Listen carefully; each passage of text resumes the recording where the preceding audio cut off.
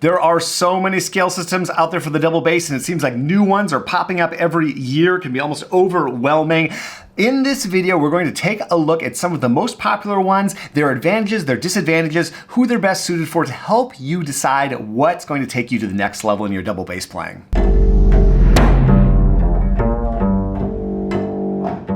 This video ties together a lot of past videos that I've done. I've covered almost all of these systems that we're going to go through here in independent videos, and I'm going to put them all together in a playlist so you can deep dive on each one individually. All of these are in print somewhere. Many of them are sold by us at DBHQ. I will link up to those. I will also link up to Amazon or wherever I can find the other ones so that you can pick up a copy yourself. And in this video, I'm using the term scale system and method book kind of interchangeably. There is probably philosophically some difference between a method book and a scale system, but any method book I've looked at organizes things largely in scales, and I have rarely seen just raw scales that don't have some sort of pedagogy infused in them. So I'm using the term scale system for this video, but you could substitute method book in my mind, and if you have more thoughts on that, comment away, please. And before we dive in anymore, I think it's fair to ask, do you really need a scale system at all? Can't you just pick up the bass and figure these all out on your own? And yes, that is true, but I kind of equate it with having a coach or going to a workout class or something like that. Yeah, you can just do things on your own,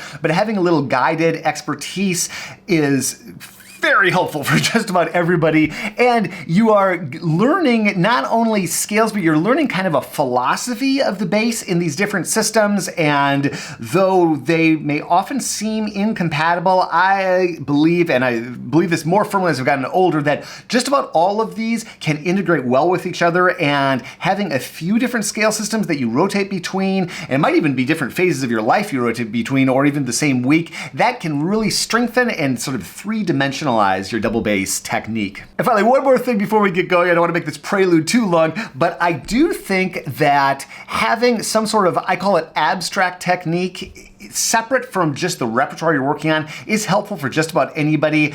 I also equate it to going to the gym. You know, you go to the gym, and just like working out gives you the capacity to do more things, working out, building technique on the double bass, that gives you the ability to play faster, more expressively, more extremes, and just have a better time with more ease on the instrument. Number one, love it or hate it, the Simandl method.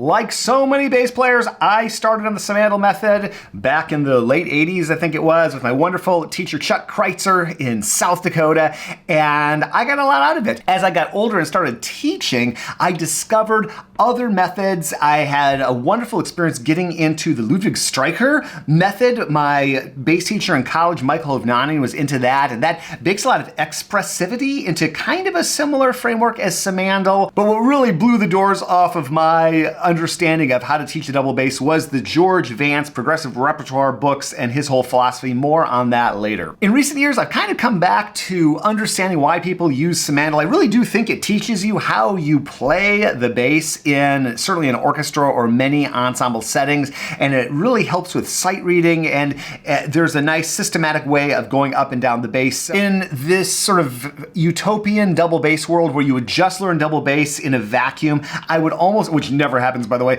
I would almost certainly use the progressive repertoire books, but because we rarely have that setup and we're almost always thrown into an ensemble and playing in half position before that would be introduced in the progressive repertoire, having some other system that teaches these low notes and the sharps and the flats a little bit earlier is helpful, and Simandl does the job. And if you're a jazz player, and I will get a little bit more into jazz later in this, there's a wonderful book called The New Simandl that we publish by Cole Davis. Awesome educator. I've done a video about that. That'll be in that playlist. And he takes the notes of Simandl but reinterprets it across the double bass in a way that's probably more helpful for most jazz players. Next up is the Rabbath method. And I've already talked about George Vance, which I'm a fan of and have done many videos about, but just the Rabbath system, dividing the bass into 6 positions, that is such a wonderful way to kind of simplify the bass. They're all based around the major harmonics on the bass, and incorporates pivoting early on, and It's just a wonderful treasure trove of scale resources, particularly once you get into book 3 and kind of going into the later volumes. There's just some incredible number of ways to play just the C major scale. So if you are looking to really explore the bass and find all these different possibilities and nooks and crannies and ways of playing things that you might not normally do, that is a fantastic series. It will take your technique to the next level in terms of the bow, in terms of the left hand, in terms of imagining different fingerings, which helps so much with learning new pieces, developing sight reading. This wonderful material. There's a lot of it. It can be a little bit overwhelming without the help of a teacher, but I highly recommend having at least the first 1, 2, or 3 volumes in your life. They are filled with wonderful etudes, and those etudes you can play as concert pieces. They're just great. As you get into the later volumes, I think it's volume 4, it really gets into developing the bow. I remember talking to Alex Hanna, principal bassist at the Chicago Symphony, about how etudes in that 4th volume really help with developing off the string strokes that you use in orchestral excerpts. And so no matter where you came from or how much you've experienced the Rabbath technique or system or philosophy or however you want to frame it, these Rabbath books, his Nouvelle Technique, is great. And a lot of people think that Simandl and Rabbath are like oil and water.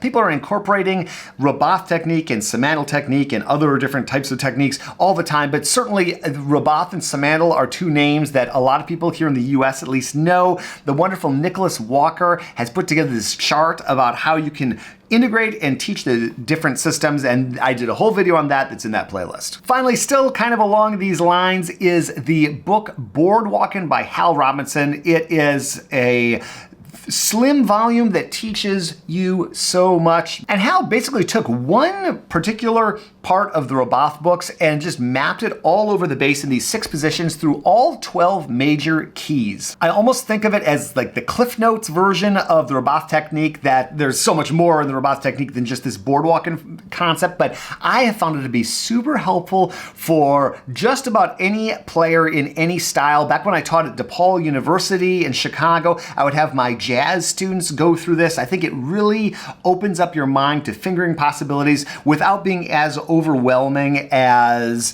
all of the different possibilities that you see in the full-on original Rabbath texts. Next up is Ron Carter's comprehensive bass method. He designed this specifically for the jazz bassist, and it's brilliant. It's so musical. It just gives you what you need to know to be a working jazz bassist. It really develops your technique. Ron refers to it as the book, and I did a whole video on that. Highly, highly recommend it. Next up is Scale Skills by Andy Moritz, and this book is what classroom teachers have been needing for decades, in my opinion, though this book is great for anybody, whether or not you're in a classroom setting. Andy has spent the last couple decades teaching bass players in Texas, and just by going through major scales on the bass and then arpeggios, Andy teaches you everything you need to know to have what he terms a bass player operating system. It's wonderfully laid out. There's the instruction on one side, there's the exercise on the other side. He gives you just enough explanation to make this work. And again, if you're a teacher, he will show you how to incorporate this into the classroom. If you're a private teacher, you could do it with your students, absolutely. If you're just learning on your own, it works great. And it's such a cool way to develop what you really need to know on the bass. It is fingering system agnostic. He purposely designed it that way so he's not telling you anything about positions or Rabbath positions or Simandl positions. So however you want to talk about those, that's fine. He's just giving you the notes where they are on the bass, and it's awesome. Then we have Lauren Pierce's wonderful book, Scales, Scales, Scales. Lauren studied with Jeff Braditich, who's somebody that I studied with for a bit back in high school, and I can see Jeff's philosophy philosophy coming through in her fingerings and her choices, but also so much of just Lauren in this volume. And again, a great way to kind of look at the bass and look at technique and look at scales from different angles. You will not be bored practicing scales with this book. I have been using it since I discovered it. I'm practicing 4-octave scales, which I never used to do. It's good for you. And I've been trying to develop my upper position, so this has been great for that, but also all sorts of thumb position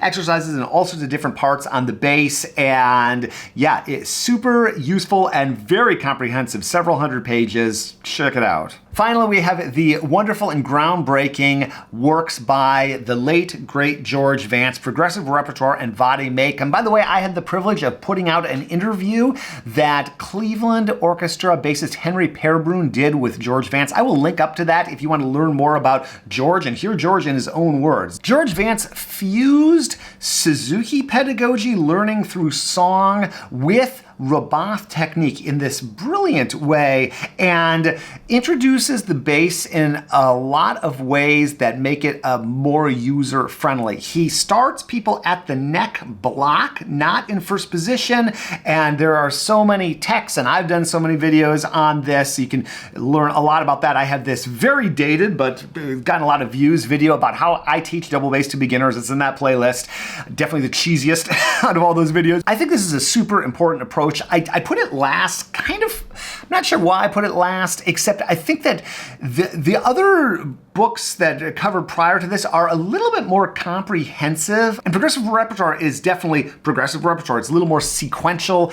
It is something that, it's a wonderful way to learn the bass at any age.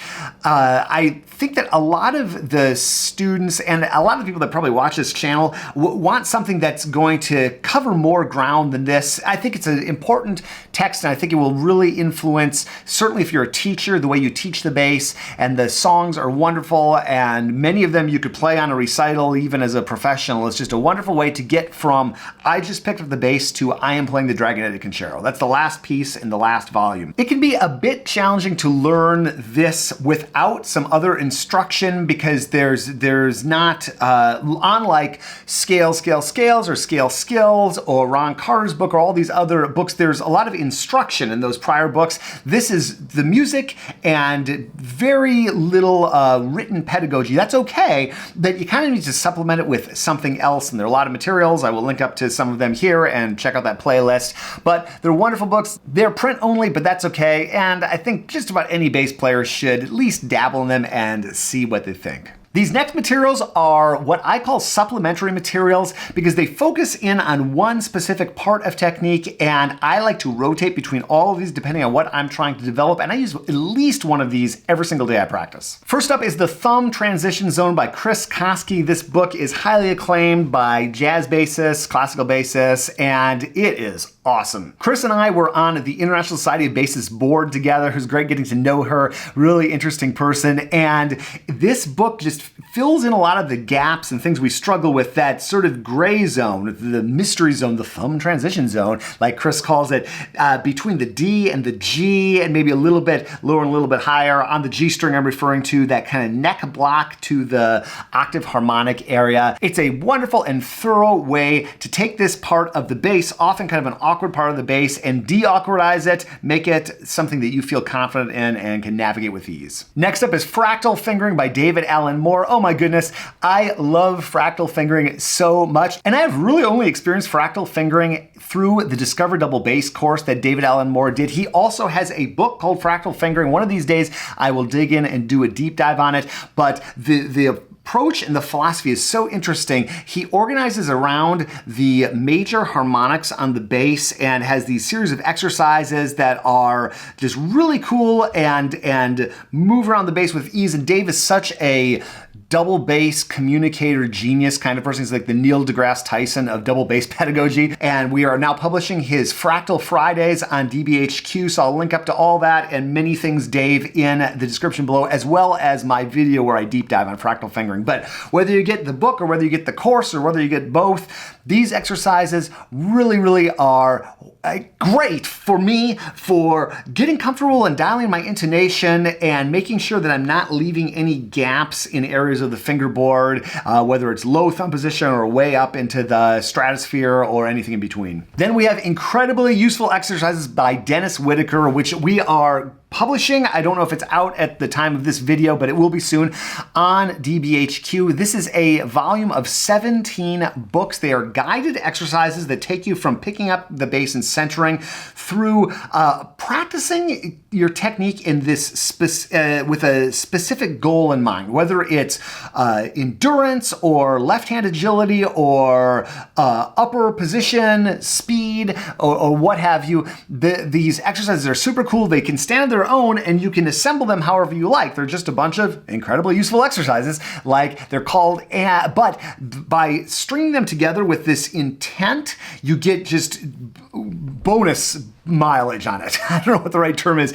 Dennis has, if you're watching this channel, you probably found this channel already, but I will link up to it regardless. Dennis has a wonderful YouTube channel called Incredibly Useful Exercises, and Dennis is one of the finest double bass teachers I've ever encountered. So just hearing in Dennis's voice how to approach the bass and these specific exercises is just absolutely magnificent. He also gives you wonderful written pedagogy for each one of these exercises in the books. And during the depths of the pandemic, I think this was entirely a 2020 project, I decided to strap a GoPro to my head and film myself doing all 17 of, I think it was all 17 of those books. So I will link up to that playlist if you really want to have some punishment and watch good old Jason from 2020. But these are wonderful, and sprinkling them in, whether it's just the individual exercises or one of the entire 17 sequences, highly recommended for developing your playing. Then we have Simplified Higher Technique by Franco Petracchi, and this does way more than just the higher technique. I put out a blog post and a video about this recently, which I will obviously link up to,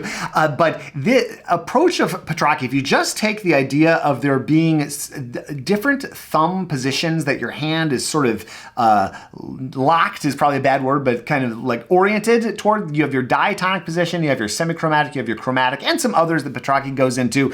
That's sort of the thesis laid out in the beginning of the book, and then he just goes through all kinds of materials exploring that, but many other approaches on the bass. It totally changed my playing back in college. It's something that just about every bass player I've met has been highly influenced by. Rob Kassinger at DePaul University, he had all his students go through much or most of this during their undergrad and probably their grad too at DePaul. So yeah, highly recommend this book. Then you have Tao of Bass by Marcos Machado, Volume 1. Volume 2 is coming soon. We do publish this one, and oh my goodness, if you just want to really get some cross-training in on your bass playing and really explore different fingering systems and just open your mind to the possibilities that you can do on the bass, this book is for you. It is just an absolutely astonishing work by a brilliant teacher and player, and I just love it to death, and I can't wait for Volume 2. Then you have something that I've been using since college, pretty much every day,